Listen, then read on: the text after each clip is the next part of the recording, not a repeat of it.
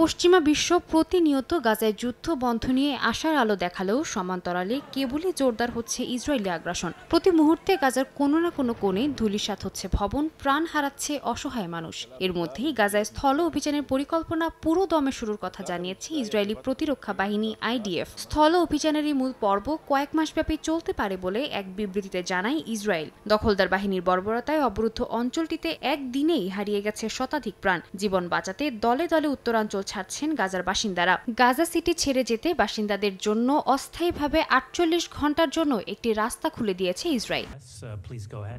প্রায় 2 বছর ধরে চলা যুদ্ধে গণহত্যার জন্য ইসরায়েলকে দায়ী করেছে জাতিসংঘের কমিশন অব ইনকোয়ারি। আন্তর্জাতিক আইন মেনে এই দায় স্বীকার করার আহ্বান জানান তারা। এছাড়াও জাতিসংঘের মহাসচিব আন্তোনিও গুতেরেস মঙ্গলবার পুনরায় নিশ্চিত করেছেন যে ইসরায়েল ফিলিস্তিন সংঘাত নিরসনের একমাত্র কার্যকর উপায় হল দ্বিরাষ্ট্র সমাধান। তবে বাস্তুচ্যুত ফিলিস্তিনিরা বলছেন এই স্বীকৃতি এসেছে অনেক দেরিতে।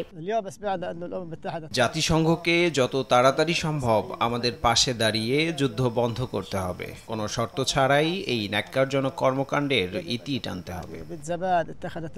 গাজা সিটিতে ইসরায়েলের নতুন স্থল অভিযানকে ভয়াবহ আখ্যা দিয়ে তীব্র নিন্দা জানিয়েছে কানাডা। সামাজিক যোগাযোগ মাধ্যমে দেয়া এক পোস্টে কানাডার পররাষ্ট্র মন্ত্রণালয় জানায় এই আক্রমণ মানবিক সংকটকে আরও তীব্র করবে এবং জিম্মিদের মুক্তি ঝুঁকিতে ফেলবে। পাশাপাশি আগামী সপ্তাহে নিউ ইয়র্কে হতে যাওয়া জাতিসংঘ সাধারণ পরিষদের অধিবেশনে ফিলিস্তিনকে স্বাধীন রাষ্ট্র হিসেবে স্বীকৃতি দেওয়ার ঘোষণা দিয়েছে লুক্সেমবার্গ।